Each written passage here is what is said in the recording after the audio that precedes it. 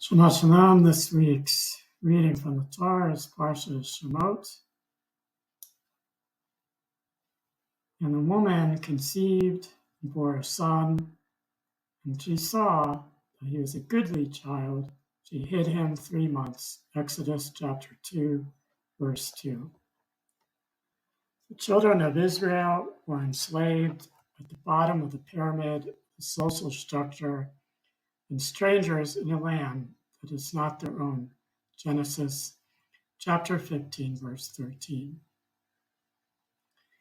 The words of Joseph, Bikot Bikoti, God will surely remember you, drifted across the generations in the hearts of young and old.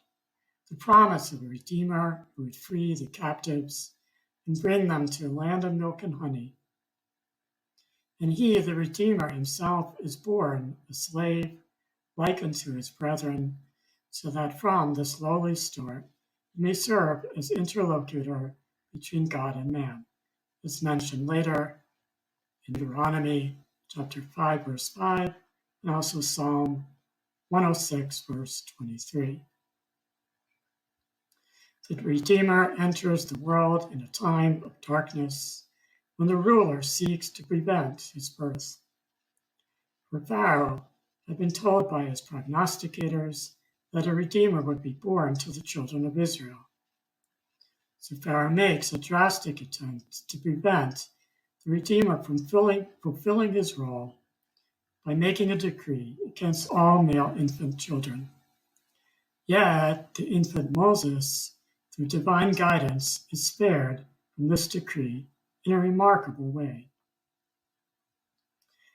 And when she could no longer hide him, she took for him an ark made of reeds and smeared it with tar and pitch, and put the child inside the ark. She placed the ark in the river near the bank with a clump of reeds. Exodus chapter 2, verse 3. Pharaoh's daughter, who traditionally is named Batya, found the babe, had compassion towards the Hebrew child, and raised him as her own son in the palace. Moses grew up cognizant of his Hebrew heritage because he was nursed by his natural birth mother. Moreover, this awareness remained with him in terms of having a clear sense of his own identity as a Hebrew. This is what permitted him to have compassion toward his brethren and seek to assist them. He went out amongst his brethren one day in his adult years. He sympathized with their persecution. He had to flee Egypt because he attempted to prevent a rebellion of the Hebrew slaves against Pharaoh. And in Midian, where he fled to, he married and tended to sheep for his father-in-law Jethro, until one day he saw something very surprising, a vision. He encountered a flaming bush, yet the bush was not consumed, and an angel appeared to him in the bush, and Hashem spoke to him. Moshe received his mission from God to serve as the Redeemer of his people, the children of Israel.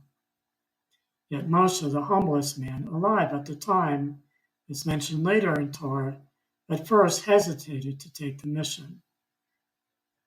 Yet the Lord assured him that his older brother Aaron would help him along the way with the mission.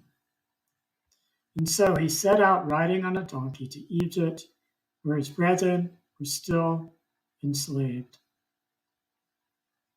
And Aaron spoke all the words which Hashem had spoken unto Moses, and did the signs in the sight of the people, and the people believed.